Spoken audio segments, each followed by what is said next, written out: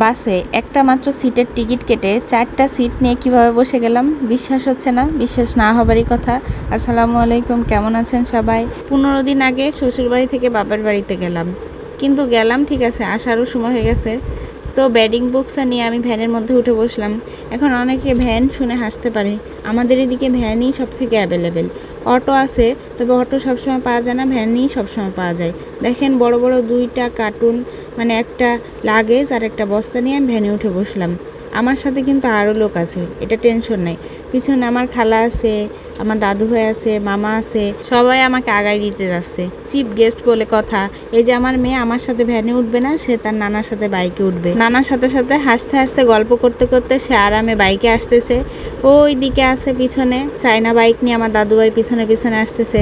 আর এই পাশে একটা ভ্যান আছে, এখানে আমার খালা বসে আছে। সে অবশ্য অন্য রাস্তায় যাবে, কিন্তু আমার সাথেই যাচ্ছে। যাই হোক, আমরা সবাই মিলে বাস স্ট্যান্ডের দিকে রওনা হলাম। বাস স্ট্যান্ডের প্রায় কাছাকাছি চলে আসছি। আমার মেয়ে তো তার ওড়না ঠিক করা নিয়ে ব্যস্ত, বারবার ওড়না পড়ে যাচ্ছে, আর তার নানা ওড়না ঠিক করে দিছে। এদিকে কথা বলতে বলতে বাস স্ট্যান্ডে কিন্তু আমরা চলেই আসছি। বাংলাদেশের মধ্যে নাম করা বাস স্ট্যান্ড ভাটিয়াপাড়া।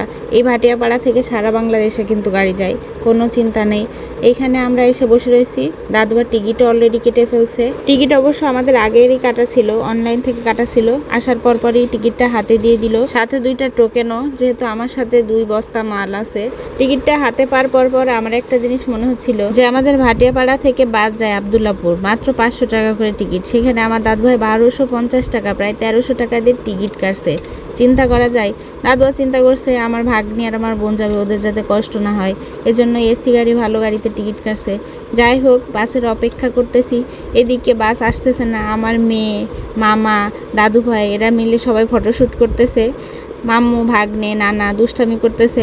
আমার মেয়ে তো খুব খুশি, কিন্তু সে বুঝতেছে না যে তার মামাকে রেখে সে চলে যাবে। ভাবতেছে বুঝি মামাও সাথে যাবে। মামা, ভাগ্নি, নানা এরা সবাই দুষ্টামি করতেছে, আর আমি তো বসেই আছি, অপেক্ষা করতেছি কখন বাস আসবে। বাস তো আসেও না। 11:15টার গাড়ি, 11টা বেজে গেল, কিন্তু এখনো বাস আসে নাই।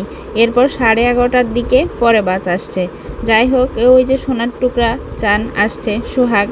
বাস দেখে তাড়াতাড়ি আমরা রওনা হলাম বাসের দিকে। বাসে আমার মেয়ে উঠে বসলো। বাসে আমাদের সিট ছিল প্রায় সামনের দিকে, সি অন, মানে আমার একটাই মাত্র টিকিট। তো আমি বাসে উঠে বসলাম, আমি আর আমার মেয়ে। মেয়ে উঠতে পারতেছিল না, একটু বাসটা উঁচা, তো আমি ওকে হাত ধরে উঠাই দিলাম। বাসে তো উঠে পড়লাম ঠিকই, কিন্তু 2 মাইজির একটা মাত্র সিট। আমাদের আসলে সত্যি বসতে অনেক কষ্ট হচ্ছিল। আমার বোরকাটাও পিছলা, আমার মেয়ের জামাটাও পিছলা, তো দুজনে এক জায়গায় বসতেই পারতেছিলাম না। তো অনেকক্ষণ দুষ্টামি করতেছিলাম, হাসাহাসি করতেছিলাম। এর মধ্যে মাথায় একটা বুদ্ধি আসলো, তো আমি সুপারভাইজারকে ডাক দিলাম যে ভাই একটু এদিকে আসেন। পরে ভাইয়াকে বললাম যে ভাইয়া আপনাদের কি পিছনের দিকে সিট ফাঁকা আছে? তো বললো হ্যাঁ ম্যাডাম, 4টা সিট ফাঁকা। আমি বললাম তাহলে আমি ওখানেই চলে যাব। তো উনি বলতেছিল যে ম্যাডাম পিছনে কিন্তু একটু ঝাঁকি লাগবে। আমি বললাম একটু ঝাঁকি আমাদের সমস্যা নেই, আমরা পিছনে যেয়ে বসতে পারবো।